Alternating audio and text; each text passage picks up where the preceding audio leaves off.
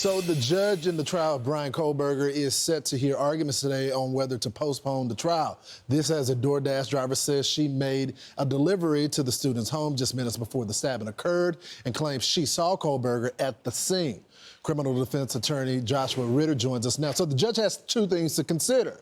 This new evidence about the DoorDash driver, should they delay the trial as a result of that, plus the investigation into the leaks that could create prejudice with the jury. How do you think the judge is going to react? I think this judge is dead set on getting this trial underway, but these new revelations, especially the recent information we had leaked in this Dateline episode, is troubling, and it could be a problem if we find out who the leaker is. If the leaker is someone close to the investigation, you can imagine how the defense would say, listen, this fundamentally affects things. We need to take a pause here for us to analyze the integrity of this investigation. But putting that aside, I think the judge is dead set on heading forward on trial on this.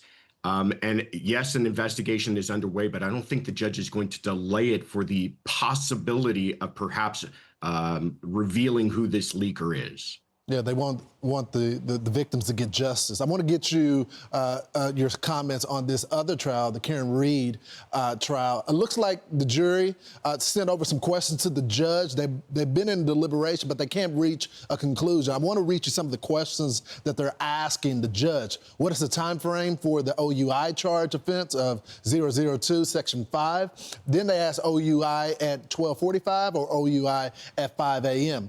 Number 2, are video clips of Karen's interview evidence? How can we consider them? Does convicting guilty on a subcharge, example, offense 2, number 5, convict the overall charges? And then number 4, and I think this is just critical. This is the biggest question. If we find not guilty on 2 charges but can't agree on 1 charge, is this a hung jury or all 3 charges just 1 charge? And I think the defense, to their credit, really got upset with the court because they said, look, this is what got a mistrial the last time. So you have to give the jury some information, right? Yeah, it's giving everybody heartburn because this sounds exactly like what happened the last time around. When you have a jury asking a question where they're putting in their question the words hung jury, that's a problem. Everybody's concerned about this. And the defense's position was, listen, Your Honor, let's give them an answer to this. The judge said this is a hypothetical question. She's not going to get into answering it. She's not going to answer what if type questions. But the defense was like, listen, Your Honor, this is deja vu from what we saw before. We need to give them information, help them to understand that, yes, that is a possibility. They come back again this morning.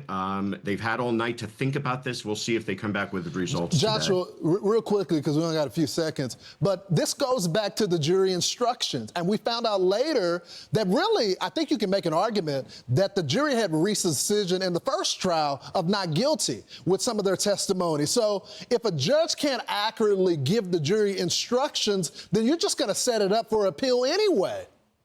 Yeah. The last thing you want is the jurors at the very end being confused by the verdict form. That's when they've come to the end. They've considered all the evidence. Yeah. They made their decision. Now they're just filling out paperwork. And if that's the part that's confusing them, that's a real problem. Joshua, what do you think they're thinking about right now? How are they going to rule on this, the jury? I unfortunately think the questions we've been giving indicate that they are deadlocked on at least one of the major counts. It sounds like this OUI, operating under the influence, they may have come to some sort of decision on that, but that is really the tail wagging the dog as far as manslaughter or murder charges, and it looks like they may be undecided about those. Wow.